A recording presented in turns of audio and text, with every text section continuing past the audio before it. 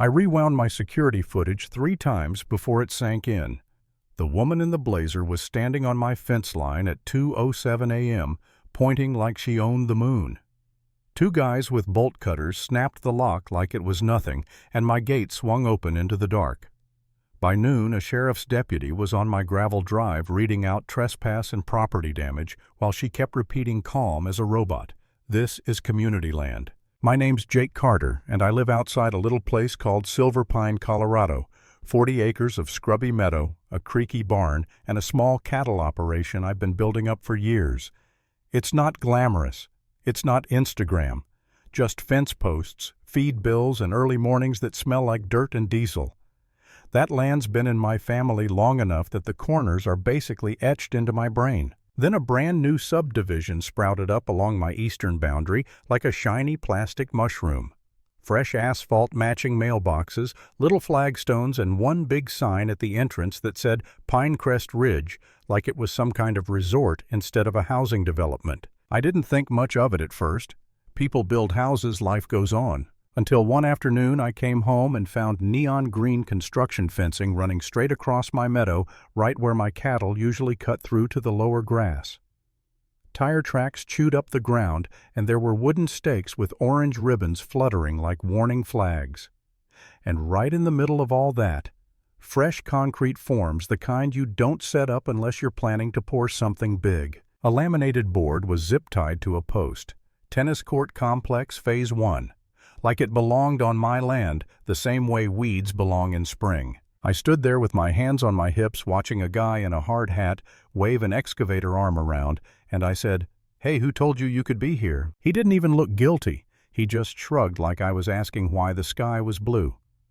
"We've got permission from the Homeowners Association." That's when I saw the name on the permit, Melissa Hart, President, Pinecrest Ridge Homeowners Association. Now, I've met a lot of confident people in my life. Ranchers, contractors, bank managers, you name it. But there's a specific kind of confidence that comes from wearing authority like perfume, and Melissa had that vibe in bold print. I snapped photos from every angle, got video of the stakes, the forms, the skid steer tracks. Then I called my attorney Ethan Brooks, the guy who'd helped me with land paperwork before. I didn't have to sell him on drama.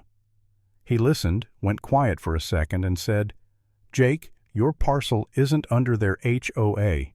If they're building on your side, that's a problem." The next morning, my phone rang at 8:12 a.m. Sharp. "Mr. Carter," a woman said crisp, like she practiced in the mirror.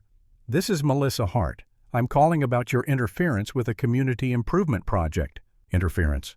That was the word she chose. "I said you're building on my land." She didn't laugh. She didn't even hesitate. "Our survey shows the meadow falls within Pinecrest Ridge Common Area.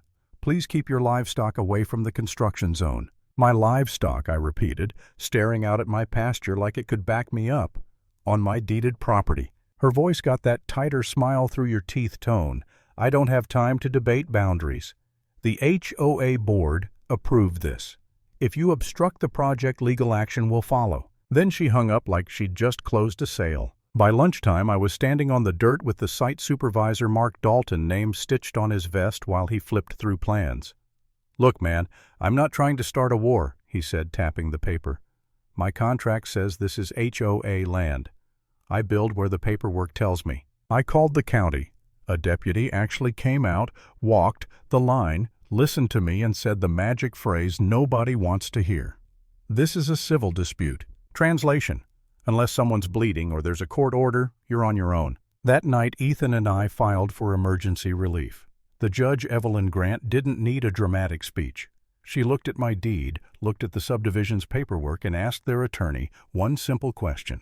"Where is the recorded transfer?" There wasn't one. She issued a temporary restraining order, immediate stop work. One stamp, one signature, and the machines went quiet, at least on paper. Melissa didn't take it like a normal person. Normal people get angry, then they regroup. Melissa went administrative. Within a week, I started getting certified letters. Notice of violation, aesthetic non-compliance, unauthorized equipment storage. I'm not kidding. One letter complained that my tractor was visible from community sightlines like my land was a museum display. Then the real pressure came. Phone calls, more letters, a lawyer's name at the bottom, Thomas Klein. Smooth, expensive stationery. The kind that tries to intimidate you before you even read the words. One afternoon, Melissa showed up at my house with two board members, Frank Dawson and Megan Price, standing behind her like backup singers. She smiled like we were old friends and said, "We're here to resolve this civilly." Frank held out a folder. "We're prepared to offer you $50,000 for a permanent easement," he said like he was doing me a favor. "You'll also receive complimentary access to the tennis courts." I almost laughed. Almost. Because what they were really saying was, "Please let us keep what we already took." Melissa tilted her head. "Jake," she said like she could use my first name to soften the squeeze, "this subdivision is growing. The community needs amenities. You don't want to be the guy who stops progress." Progress. Another word people use when they're stepping on you. For a couple days after that, I'll be honest, I felt the weight of it. Not in some dramatic movie trailer way, just real-life exhaustion, the kind that hits when you're staring at another envelope, another invoice, another workday you're not doing because you're busy fighting grown adults over a fence line. I caught myself thinking, maybe I should take the money sign something and move on. Not because I believed them, because I was tired. Then I walked out to the meadow at sunrise and saw what their progress had done. Ruts cut deep into the soil. Grass torn up where my cattle used to graze. My gate scraped my lock, ruined my land, treated like a vacant lot, and it snapped something back into place in my chest. I wasn't going to let a clipboard and a title erase my property line. Ethan hired an independent surveyor, Steve Nolan, the kind of old-school guy who still carries metal markers like he's about to dig up history. We watched him set his equipment, take readings, cross-check coordinates, and finally point straight at the construction footprint. "They're over by more than 200 feet, Steve said like he was reporting the weather. Clear as day. At the next hearing, Melissa came in with a thicker binder and a sharper attitude. Their side presented a community map and a young engineer named Kyle Mercer who talked fast, using lots of polished phrases. Until Ethan asked him one question. "Did you verify recorded deeds for the boundary, or did you rely on the subdivision's internal map?" Kyle blinked, swallowed. "We relied on the GIS overlay provided by the development," he admitted. In regular English, no, they didn't check the real ownership records. They just assumed the map they liked was the truth. The judge didn't raise her voice. She didn't need to. She ruled that the meadow was mine, ordered the homeowners association to remove all encroachments, restore the land, and cover damages and legal fees. Melissa's face did something weird, like her confidence was trying to keep standing while the floor fell out underneath it.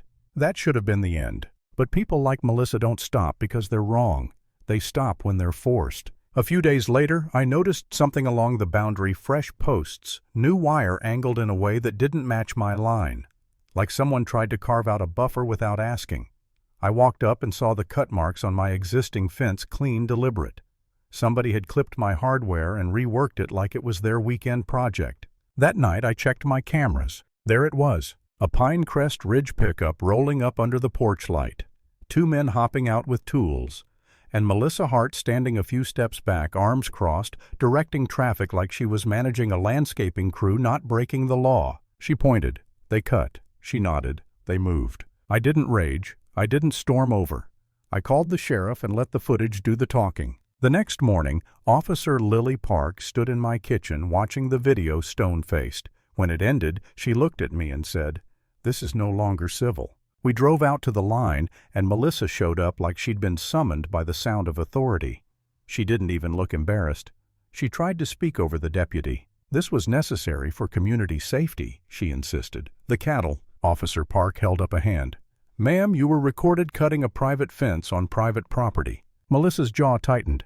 "I'm the HOA president, and today," the deputy said, voice flat, "you're being cited for trespass and criminal mischief." For the first time since this started, Melissa's confidence cracked. Not a dramatic collapse, just that tiny stunned pause when a person realizes their usual tricks aren't working. Word traveled fast through the neighborhood. Emergency meeting, angry homeowners, board members who suddenly had concerns. Within a week, Melissa was removed as president of the Homeowners Association, and she still had to answer to the court for what she did on camera. The last time I saw her, she walked past me in the courthouse hallway, lips pressed tight, eyes forward.